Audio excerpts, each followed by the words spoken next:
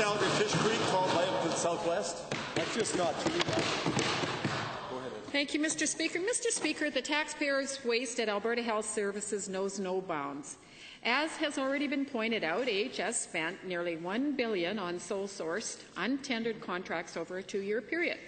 The one that particularly caught my eye was a $110,000 contract to review exclusive AHS procurement contract. Yes, Mr. Speaker, unbelievably, they sole-sourced a contract to review their sole-source policy to the Premier. I'm curious, just what was the outcome of this review, and when will they be making changes to the policy? Honourable Premier.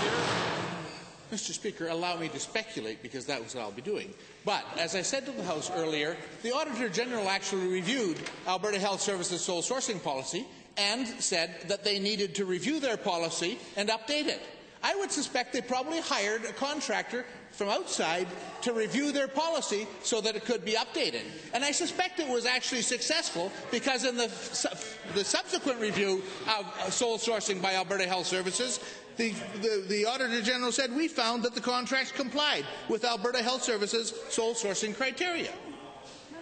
First supplemental. Well, Mr. Speaker, this Premier has to learn what's happening, truly. So, given that AHS violated its own sole source contract policy 503 times in only 2 years, how can anyone be confident that the Audit and Finance Committee, who the health minister's claims is responsible, is actually doing their job? Will you table the report on sole sourcing contract from the Audit and Finance Committee? Well, Mr. Speaker, I'll have to take that under advisement for the Minister of Health to determine what.